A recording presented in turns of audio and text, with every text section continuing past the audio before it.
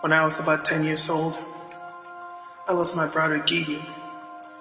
3 months before that, I lost my baby sister Tina. This was a huge blow to my family, and it really messed us up. The funeral wasn't arranged for Tina because she was too young. But I remember seeing a lot of people at our house the night that Gideon died. At the funeral, I met a lot of people I didn't know. People who presumably were my relatives, but neither I nor my siblings had ever met. It's been almost 20 years now, but I still haven't met some of these people since that day. They cried and wailed as if Gideon was their own child. I heard a lot of people saying great things about my brother. No one had something bad to say. The praises came from people I knew and people I didn't. That day, I realized how highly people thought of my brother. This made me wonder, did Gideon really know how highly people thought of him? No, I don't think so. How come these people didn't praise him when he was alive? To the strangers who showed up at the funeral, where were you when he was alive? How come you never came to check up on us? How come when he was seriously sick at a hospital and my family was struggling to pay his bills, you didn't show up? As a doctor, I've seen a lot of people die just because they couldn't afford to pay their bills. But when they die, you see a lot of people crying and wailing. What good is your tears now? Is it gonna bring them back?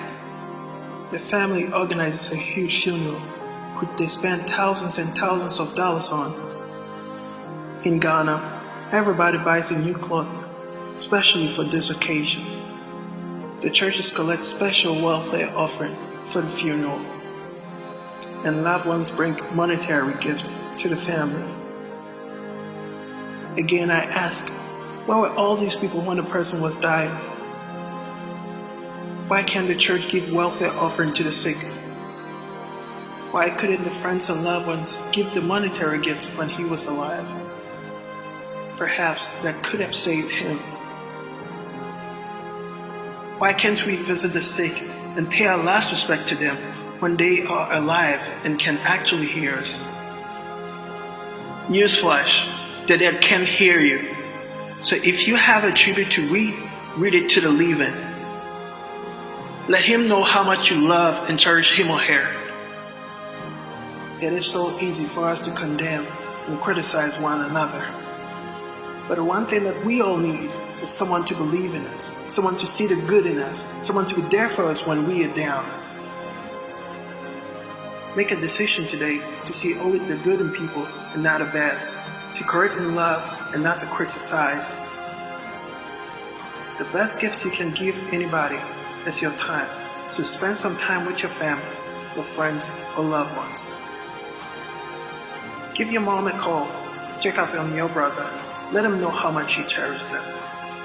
The divorce rate has gone up, not because people stop loving each other, but because they take each other for granted and stop doing the little things that keep the relationship going, and they slowly grow apart. Nobody marries their enemy, do it all once madly in love. So why can't you make it work? If your marriage is falling apart, make a list of 10 things you love about your spouse and don't keep it to yourself. Tell them.